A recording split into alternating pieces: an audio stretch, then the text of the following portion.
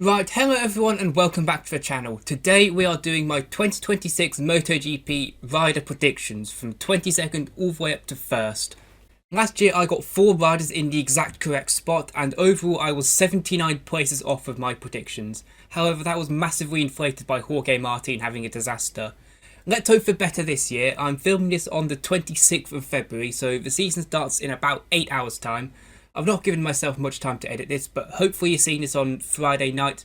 And it means that I've allowed myself a lot more time to dwell on these predictions this year, and it means that I've allowed all of testing to occur, so there's no excuses if I do worse this year. So without further ado, let's get straight into it, starting with 22nd position. Now, last year it was very easy for me to decide my 22nd position. Of course, it was Somcat Chamtra, which I think everybody on the planet would have predicted.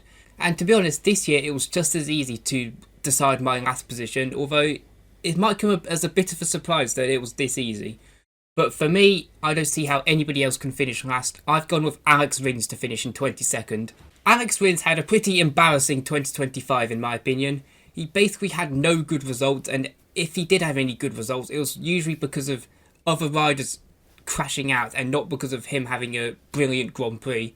Ever since he broke his leg in 2023, Alex Rins has not been the same rider, and it's been very sad to see his slow decline, or not even slow, sudden decline since then. He's not really looked anything like what he used to be, and combine that with the fact that Yamaha are seemingly awful going into this year, I don't see how anybody other than Alex Rins could finish last. At least with some of the other Yamaha riders, you know they're capable of a shock result on their day. Whereas Alex Rins, I'm not convinced at all that he's able to pull a rabbit out of a hat on some random day. I don't see it clicking for him at all. I think he's just going to languish in about 17th all year. And genuinely, I'd be surprised if he reaches double figures in terms of points. So Alex Rins is an easy last place for me. Moving up to second last, I've gone with Jack Miller. Now, Jack Miller had a pretty alright year on the Yamaha last year. He had some really good results like at Silverstone and in the USA. He had a pretty decent season. However, like I mentioned with Rins, Yamaha are set to be pretty bad this year. According to Jack Miller, they're like 40-50 seconds off the pace over a full race, which is absolutely abysmal. So to be honest, I think the opportunities to score points for Miller are going to be pretty low this year. However, unlike Alex Rins, I think Miller is able to pull a rabbit out the hat one day. I still expect him to be decent at qualifying, and it's Jack Miller. He's the most confusing rider ever. I fully expect him to get a random like 8th place one day, which will put him ahead of Alex Rins in the championship. It's just he had better form than Alex Rins last season, so I think that that's going to continue into this year, and I think that Jack Miller will finish ahead of Alex Rins in this upcoming season. And sticking with the Yamaha theme, in 20th I've gone with Toprak Razgatlioglu. Now, Toprak is going to be such an interesting person to analyse as the season goes on. For him, in my opinion, I think a successful season would be to beat one of his Yamaha teammates, and an impressive season would be if he beats 2 of them. And I've got him beating both Miller and Rins, so in my eyes he's going to have an impressive season. Toprak, I think, is going to be a tale of two halves really, but in the sense that at the tracks where Toprak has been before, I think he's going to do quite well, and he'll be better than both Rins and Miller. He showed that in the first test he had in Barcelona at the end of last season. He was faster than Rins and Miller immediately, so in my eyes, at the tracks he's been to before, he's going to do well. However, at the tracks he's not been to, I think he will be the slowest rider on the grid. It'll be a tale of two halves really, and I think overall he will score more points than Jack Miller. Also, with Toprak being a complete unknown going into this season, I think he would be capable of just randomly getting like a top 5 result out of nowhere one weekend. We've seen how talented he is based on his World Superbike domination, and I think he is very much capable of just randomly doing really well one weekend and getting an insane result. So my honest opinion is that Toprak is going to have a better season than both Rins and Miller. However, I do think it will be fairly close between him and Miller. We've started this video with a lot of Yamaha bashing, so we're going to take a break from that for now, because in 19th place I've gone with Diogo Moreira, the other rookie going into this year. Honestly, I think 19th for Diogo Moreira would be a successful season. He's joining the LCR Honda team, who had a decent year last year. Honda had a very good year of progression last year, and I expect a bit more of the same, although maybe not as big of a step up this year.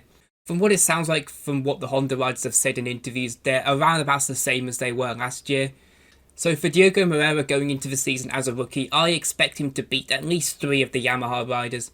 However, considering the Honda isn't really better than any other bikes than the Yamaha, I don't expect him to be beating anybody else on the grid unless, of course, there's injuries. But for Diogo Moreira, I think 19th place would be a successful season for him if he's able to get a few standout results, and if he's able to be in and around where his Honda teammates are, if he's not miles behind Zarco and the other Honda riders. I think that's a successful season for him. I do think that the standard of riders in and around the midfield is very high, so it's going to take a lot for him to progress much higher than this. However, if Honda brings some big upgrades, then I could easily see him being higher in the final championship standings.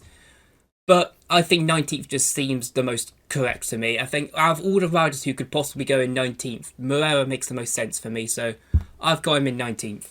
18th place now, I've gone with Fabio Quartararo. We're continuing with the Yamaha slander.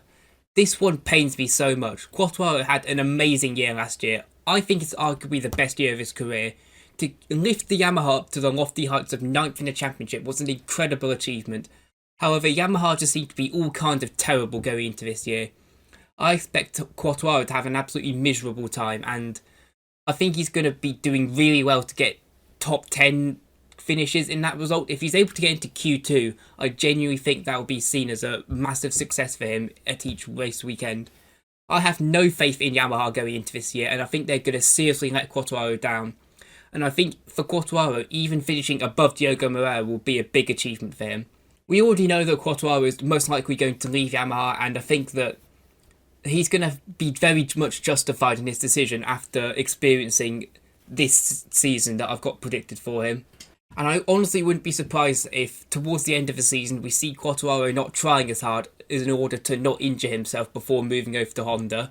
Like I said, Yamaha I'm expecting a disastrous season for, and I genuinely think this is the highest I can justify putting Quartararo, considering how bad they seem to be. So 18 for Quartararo. If he's able to get much higher than this, then fair play to him, but even with the amount of talent Quartararo has, I don't see any way how he can get higher than this.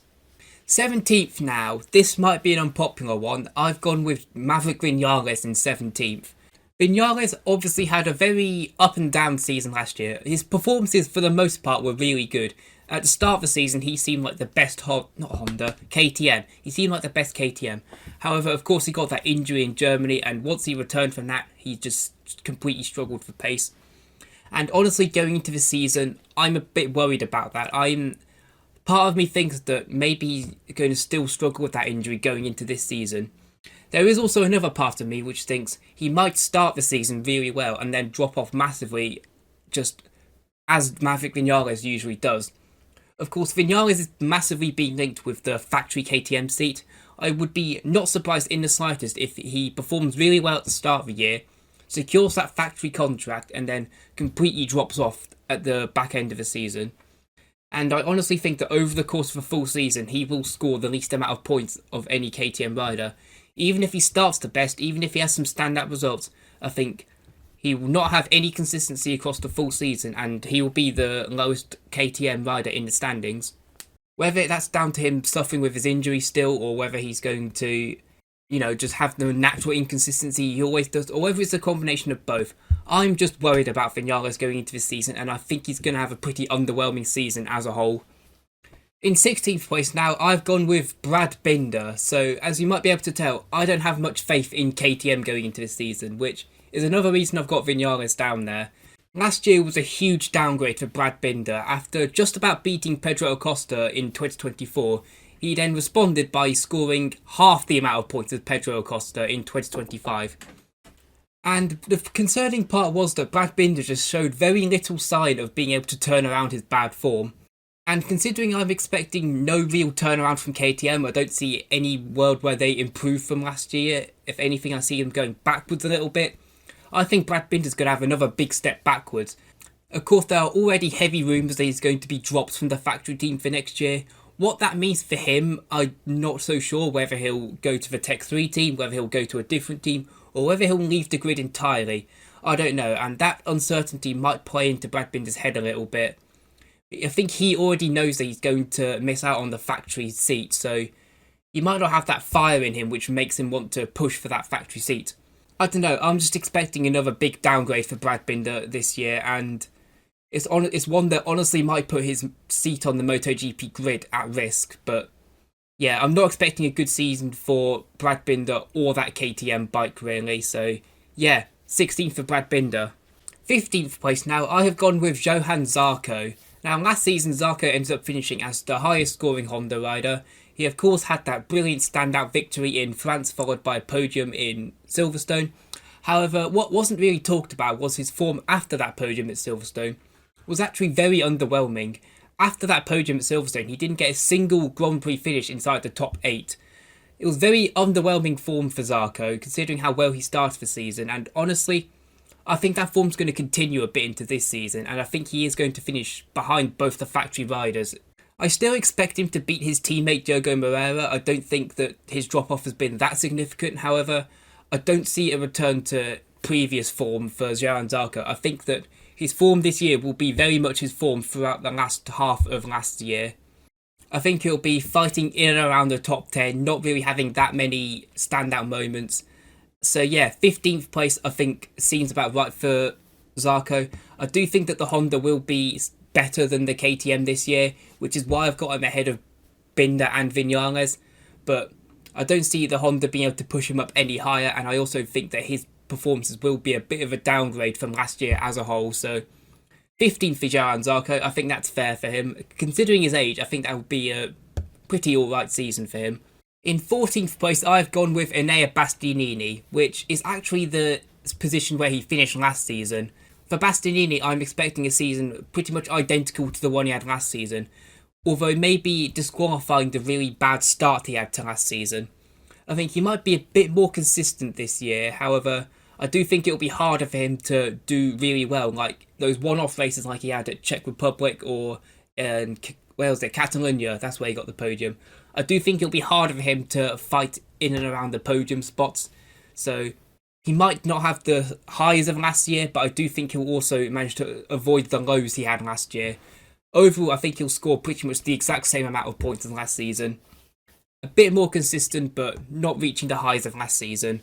14th place, and to be fair, he would be beating Brad Binder this season and being the second best KTM, so honestly, it might be a better season for him overall, but in terms of points and position, I'm predicting the exact same for him.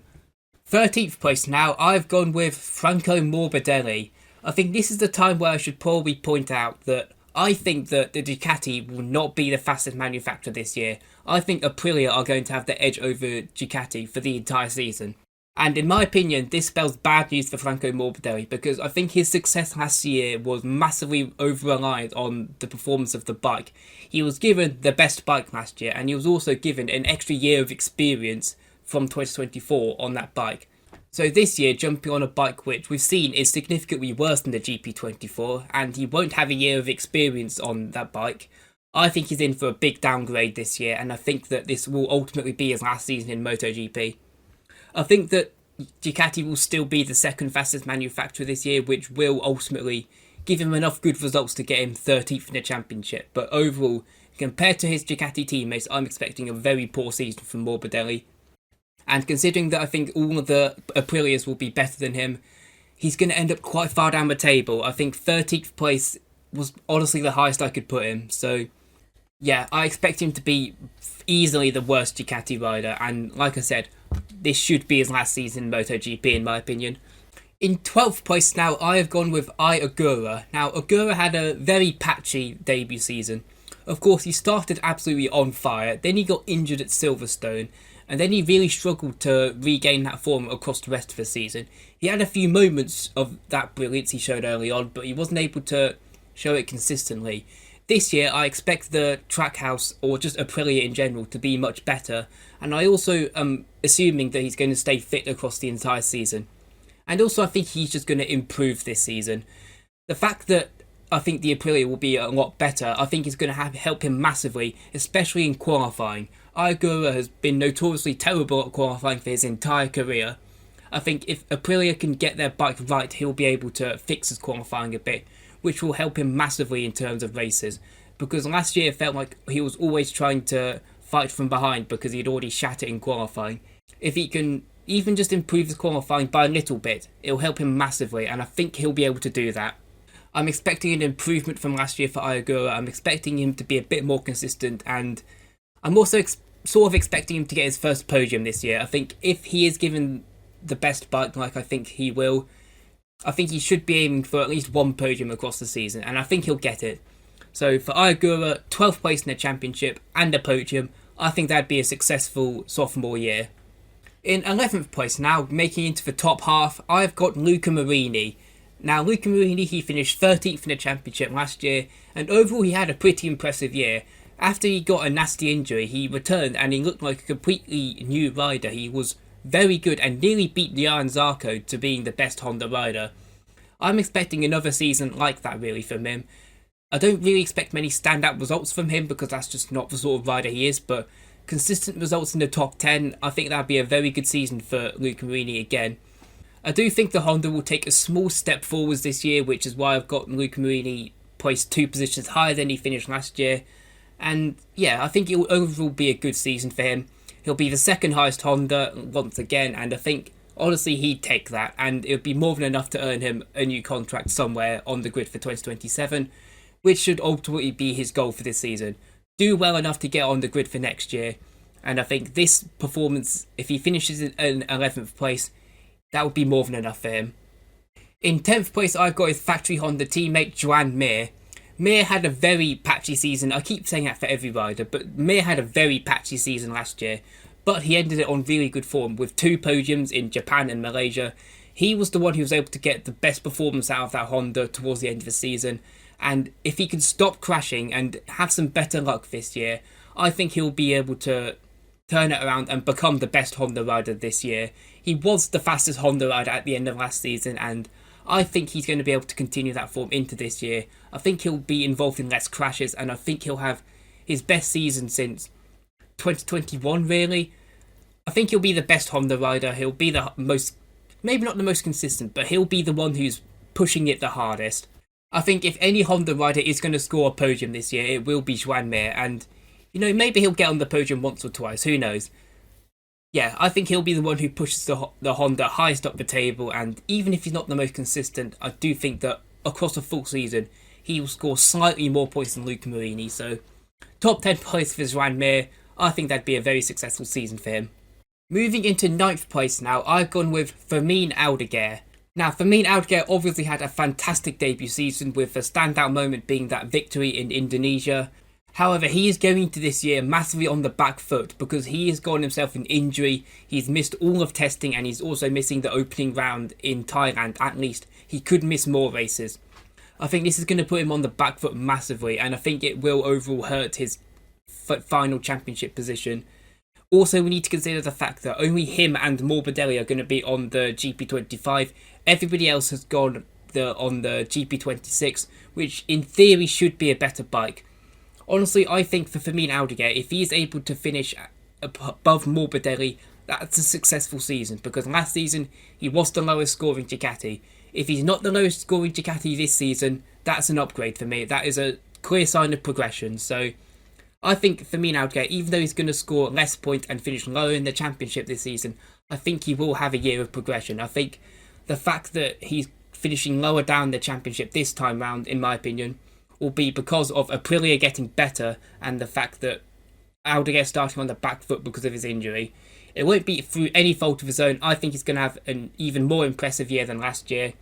It just might not be as obvious because he might be a bit restricted by the bike and his potential injury problems. But overall, 9th place I think will be a very good season for Fermin Aldeguer, and like I said, will be a clear sign of him improving as a rider. 8th place now, I've gone with Fabio Di Giannantonio. I am predicting that Di Giannantonio will have a very similar season to last year.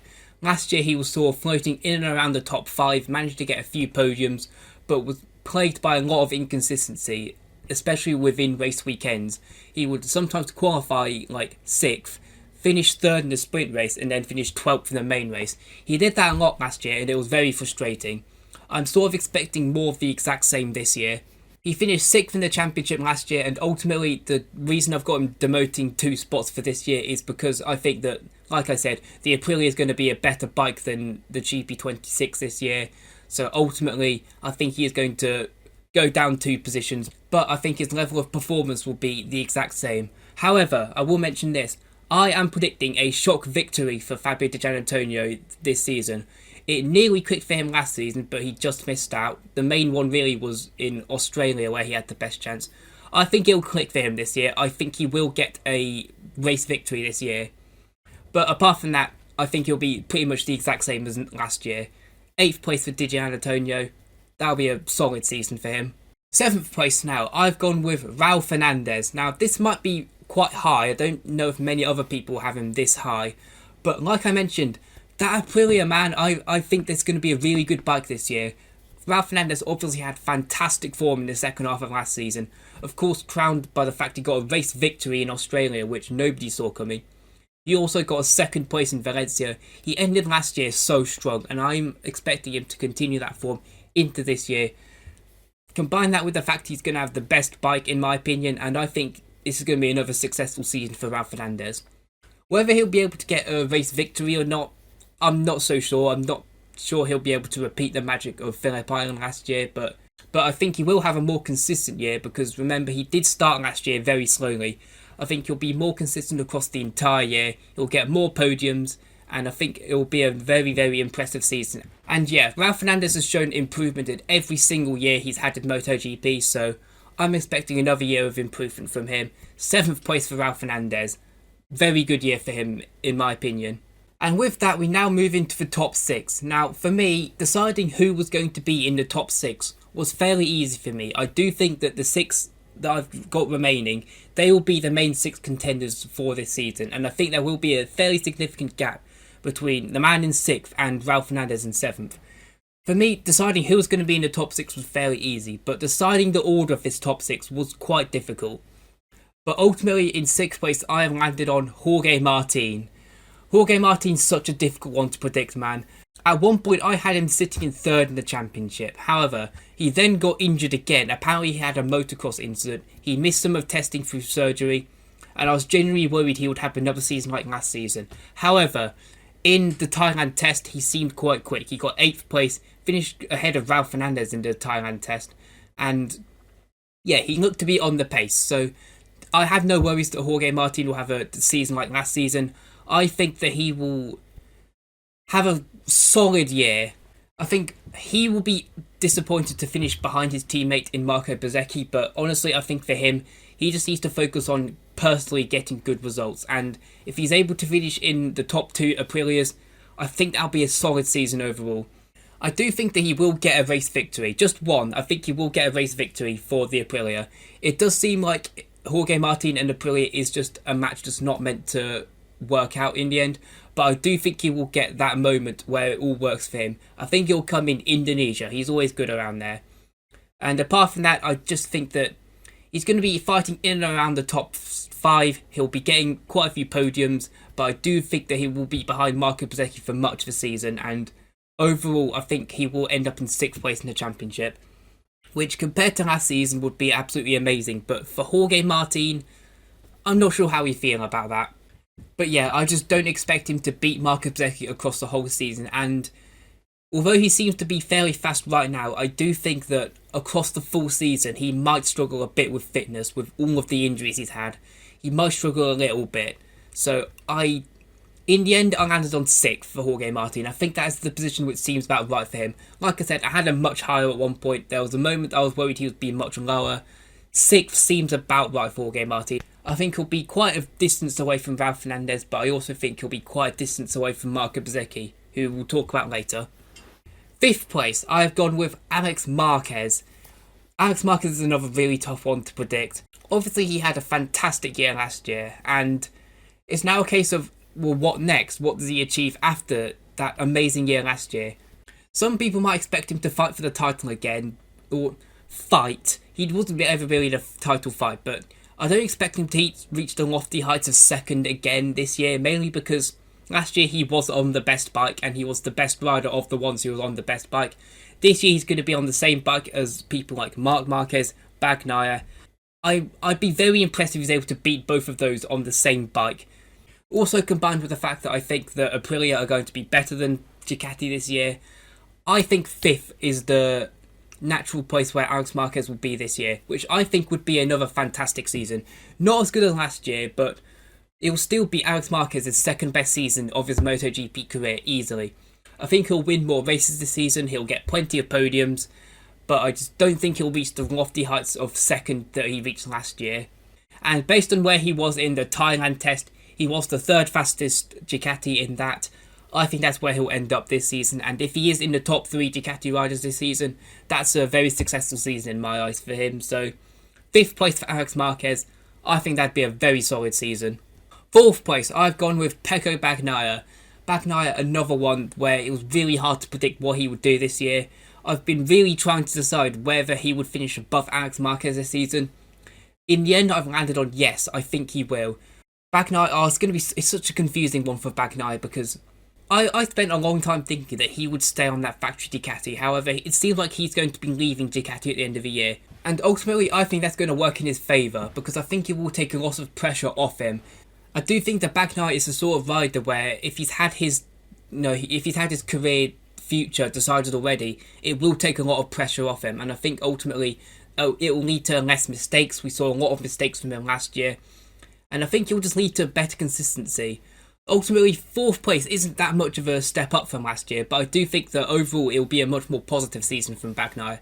Like I've said many times, I think Aprilia will be a better bike than Ducati this year, so we got to take that into account. To me, I think we'll be seeing a good upgrade for Bagnaia. I think it'll be a good return to form. However, I don't think we'll be seeing the same Bagnaia who won 2 world titles. I do think that version of Bagnaia is probably gone.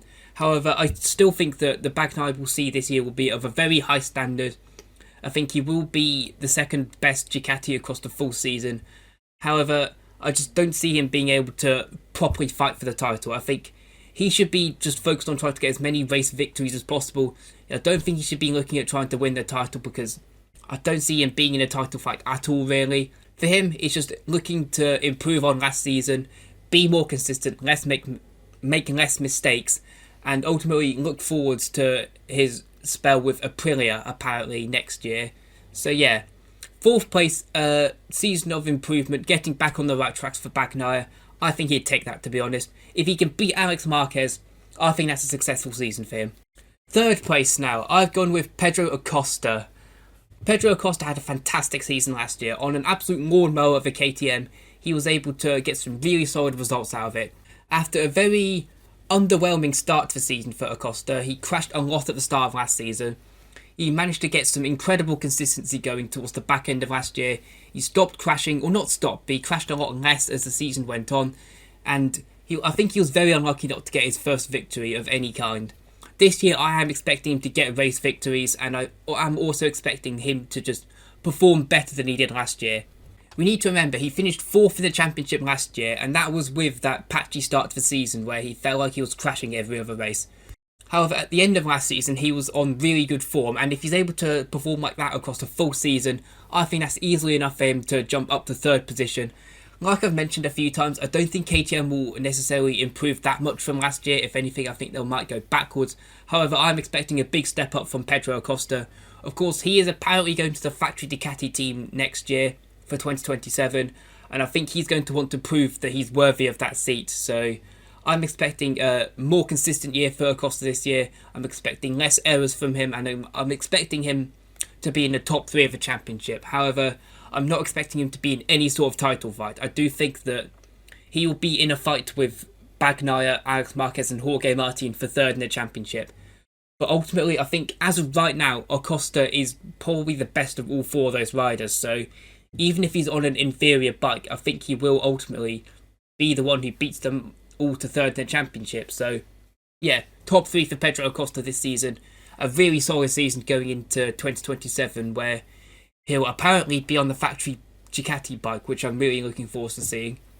So that leaves the top 2 as Marc Marquez and Marco Bezzecchi. I think it's more fun if I reveal who I've got to win the title first. So, for my title winner for the 2026 MotoGP season is Marc Marquez. That might be the boring answer, but honestly, it's the only way I see this season ending. I don't see any world where anyone other than Marc Marquez wins the championship. Marc Marquez obviously missed the back end of last season through injury, but before that, he was on absolutely incredible form. It was arguably his best season ever. And the fact that he managed to win the championship by 78 points, despite missing the last 4 races of the season, just shows how much clear of the field he was compared to everybody else. And even if I think that the Aprilia will have a better bike than the Ducati this year, I still think it won't be enough to beat Marc Marquez, because remember, Alex Marquez had a better bike than Marc Marquez throughout the entirety of last season, and he wasn't really able to come close to Marc Marquez. He was the closest, but he was still nowhere near beating him across the full season, and I think the story will be fairly similar. I do think that Bezzecchi might be a bit closer to him than Alex Marquez was, but I still don't see really any title fight. I do think that Marquez will have it sewn up with a good 3-4 rounds to go. But speaking on Bezzecchi, I think he's in for another fantastic season. After a slow start to 2025, he really turned it on after Silverstone, and I think that this season will be another season just like last season, except he'll be amazing throughout the entire season. He'll have the best bike, he'll be the closest challenger for Marc Marquez, he'll get like 4 or 5 race victories, but Marc Marquez is just too strong, and I think that unless Marquez is given a seriously poor bike compared to the Aprilia, I struggle to see any way Bezzecchi beats out Marc Marquez across a full season. We might see that the two are fairly close after like 6 rounds, and we might be thinking, oh, maybe they'll be interlocked in an amazing title battle, but Marquez is just too good. He makes too few mistakes, and I think that, the pressure of being in his first title battle might get to Marco Bezzecchi, so I just don't see a way how he beats out Marc Marquez across a full season, but second place, his best season to date, I think that'll be an amazing season for Marco Bezzecchi, and it'll be really, really good form to go into 2027 with, because in 2027, anybody could win the title, and I think if Bezzecchi can go into that season on the back of an amazing season like I'm predicting here, that'll be amazing for Marco Bezzecchi. So, yeah, Marc Marquez is my champion with Marco Bezzecchi in second place. And like I said, I don't really think it'll be that close between the two. It'll be closer than last year was between first and second, but I still think there'll be like a good 100 points between them, and that's without Marquez missing the past 4 rounds of the season, hopefully. And although Marquez did spend the latter half of last year out injured, it seemed like that injury hasn't affected his form at all, because he went into the Thailand test and was immediately the fastest Ducati rider, so I don't think that injury is going to have taken any long-term toll on him. I think he's just going to be as unstoppable as he has always been. I'm expecting like 10 plus victories for Marc Marquez once again. Another incredibly dominant season, and I don't see how anybody can beat him across a full season. So that is the completed MotoGP championship standings in my opinion. I'll give one final look at the table in completion. And before we end this off, I want to quickly give my Moto2 and Moto3 championship predictions. Moto3, I've got Max Quinez winning the championship. He nearly got second in the championship last year, despite the fact he missed about a quarter of a season. And the 2 riders that finished ahead of him have both gone to Moto2, so I don't see any way that Max Quinez doesn't win the Moto3 championship, to be honest. I think that he's going to have a season similar to David Alonso's season of 2024. I think he's going to batter everybody. And Moto2, this one was very tough. I and ahed over many riders such as Danny Holgado. I've considered Denis Onju for a bit until I saw his testing form. I was going to go with Izan Guevara or Manu Gonzalez at one point, but in the end I settled on David Alonso to be the Moto2 champion. I just think that he is the most talented of anybody on the Moto2 grid, and I think the talent will prevail across a full season. We saw how ruthless he was in his Moto3 championship winning season. I think he'll be a lot closer than that in this upcoming season, but ultimately I think that he's just too good, and I don't think that anyone will be able to beat him across a full season. But with that, those are all of my MotoGP 2026 Rider Championship predictions. So now I want to know what you guys think. So let me know in the comments. What do you think of my choices? Are there any riders who I've been too harsh to, or any riders who I'm massively overrating? Let me know what you think, and just give me your predictions in the comments. I'd love to read through them. So let me know what you guys think, and while you're there, make sure to leave a like on the video and subscribe to the channel if you want to see more videos like this. And with that, hopefully I'll see you guys very soon, and I'll see you guys in the next one. Bye bye.